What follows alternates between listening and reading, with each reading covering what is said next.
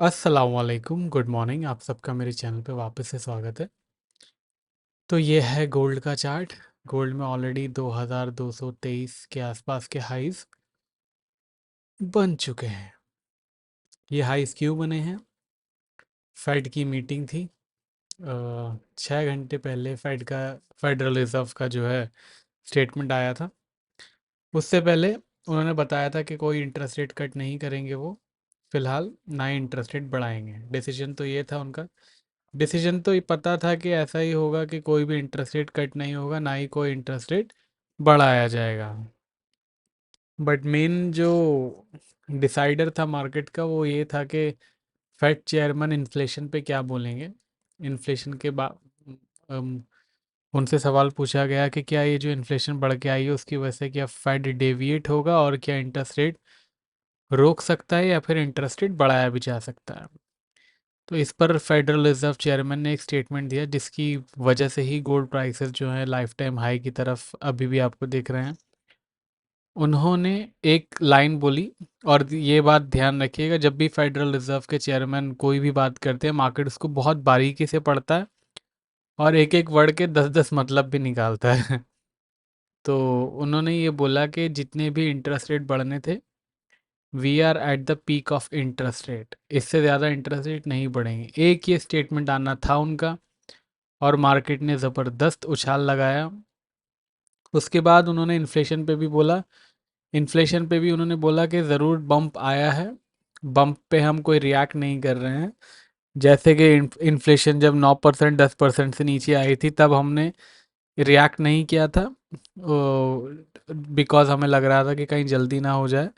ऐसे ही ये इन्फ्लेशन जो बढ़ी हुई आई है, इस पे अभी हम फिलहाल इमीडिएटली कोई रिएक्ट नहीं करेंगे। We will assess the situation और आने वाले टाइम में इसको स्टडी करके इंटरेस्ट रेट पे डिसीजन लेंगे।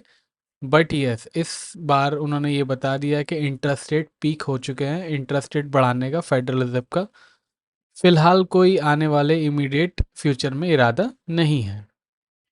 अब यह है कि इंटरेस्ट रेट कट कब करेंगे, इस पे उन्होंने क्लियर जवाब नहीं दिया। बट यस के इंटरेस्ट रेट पीक हो चुके हैं। एक ये मार्केट को थोड़ा सा डर सता रहा था पिछले दिनों के, इन्फ्लेशन बढ़ रही है तो वापस से कहीं ऐसा ना हो कि फेडरल रिजर्व वापस से इंटरेस्ट रेट बढ़ाना शुरू कर दे। ये वाला डाउट ख़त्म हो गया और ये वाला डाउट भी ख़त्म हो गया है कि इन्फ्लेशन जो बढ़ रही है उस पे फेडरल रिजर्व कोई भी एक्शन लेगा। तो अभी चलते हैं रेजिस्टेंस और सपोर्ट पे। 2223 का हाई बना है, 2225 का रेजिस्टेंस है आज का। ऐसे मूव्स होते हैं जो एकदम अकाउंट खाली कर देते हैं। आई होप अकाउंट आपका खाली नहीं हुआ होगा, क्योंकि मैंने बोला था कि फेडरल रिजर्व के स्टेटमेंट के आसपास पोजीशन नहीं होल्ड करने के लिए। सपोर्ट काफ़ी दूर है इसका, 2170 का सपोर्ट है। ट्रेंड तो आपको सबको पता है, पॉजिटिव है। सिल्वर पे चलते हैं। 2570 चल रही है। कल सिल्वर सेल था हमारा। फेड चेयरमैन की प्रेस कॉन्फ्रेंस से आई थिंक आधे एक घंटे पहले ही हमने एग्जिट किया था। 2485 के आसपास हमारा सेल था, 2490 89 के आसपास हमने एग्जिट कर दिया था। बिकॉज फेड चेयरमैन का स्टेटमेंट आना था तो we did not take any risk. और that is a good thing because हम हम यहाँ पे आई थिंक यहाँ पे निकले होंगे 90 और 89 के आसपास। और इसके बाद की ये कैंडल है, ज़बरदस्त तेज़ी आई, ज़बरदस्त बाइंग आई। इनफैक्ट गोल्ड में ज़्यादा अच्छी बाइंग आई है इस बार सिल्वर के मुकाबले। तो जो सिल्वर काफ़ी दिनों से आउट परफॉर्म कर रही थी, तो आज सिल्वर को थोड़ा सा अंडर परफॉर्म करने का मौका मिला है। तो चार्ट थोड़ा स्टेबलाइज हो जाएगा, सिंक हो जाएगा दोनों का, तो that is a good thing. अब सिल्वर का रेजिस्टेंस और सिल्वर का सपोर्ट क्या है? क्या है, यही तो सवाल है, क्या है? सिल्वर का सपोर्ट है आज का। एक्चुअली जब ये इतने बड़े बड़े कैंडल बनते हैं तो सपोर्ट बहुत नीचे चला जाता है, रेजिस्टेंस भी नीचे चला जाता है, रेजिस्टेंस ऊपर चला जाता है। मेरा मतलब है रेंज बड़ी हो जाती है। इन शॉर्ट मैं ये कहना चाह रहा हूँ, जब इतने बड़े बड़े कैंडल बनते हैं इवेंट वाले 2487 से लेके 2555 तक, तो रेंज बहुत बड़ी हो जाती है। 2520 का सपोर्ट है।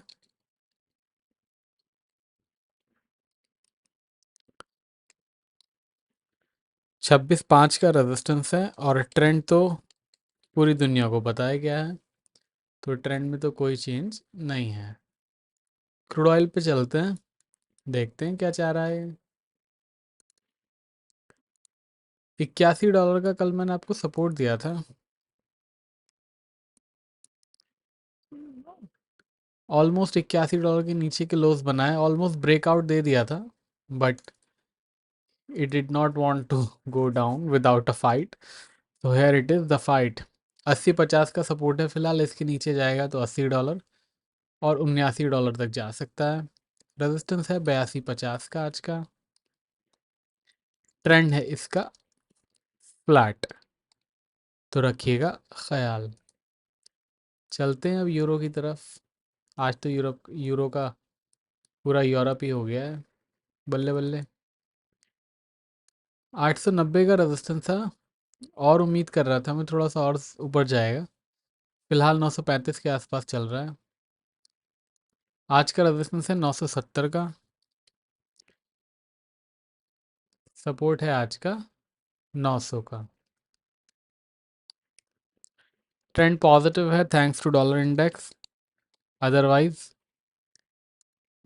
इसके अंदर स्ट्रेंथ उतनी ज़्यादा नज़र नहीं आ रही है, डॉलर इंडेक्स की वीकनेस की ही ज़्यादा जो है तेज़ी है ये। ब्रिटिश पाउंड पे आते हैं। 2750 का रेजिस्टेंस था, उसके ऊपर ऑलमोस्ट 2800 हम आ गए हैं। आज का सपोर्ट है 2730 का, रेजिस्टेंस है आज का 2850 का। ट्रेंड हो चुका है पॉजिटिव, तो रखिएगा ख्याल। चलते हैं क्रिप्टोस की तरफ। सबसे पहले देखेंगे बिटकॉइन जो चल रही है $68,000 के आसपास, 10% ऊपर है भाई साहब। इसने तो पत्ते पलट दिए एक ही बार में। सपोर्ट है आज का $63,900 का, रेजिस्टेंस है आज का $69,200 का। ट्रेंड है इसका पॉजिटिव।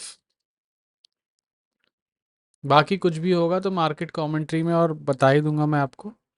मार्केट कमेंट्री और पेट सिग्नल्स की जानकारी के लिए मेरी टीम का व्हाट्सएप नंबर डिस्क्रिप्शन में है ही। एथेरियम पे आ जाते हैं, 11% ऊपर चल रही है। क्रिप्टोस का ये बड़ा है भाई, जब मूव्स आते हैं तो बहुत ही जूसी मूव्स आते हैं। कोई भी ट्रेडर ऑफ कोर्स ट्रेडिंग करना चाहेगा, जो रिस्क वाला बंदा होता है। 3250 का सपोर्ट है आज का, 3660 का रेजिस्टेंस है। ट्रेंड है पॉजिटिव। वीडियो यूज़फुल लगा हो तो लाइक शेयर कमेंट कर दीजिएगा। पेड सिग्नल्स की जानकारी डिस्क्रिप्शन में है। मिलेंगे नेक्स्ट वीडियो में, तब तक के लिए टेक केयर, बाय बाय।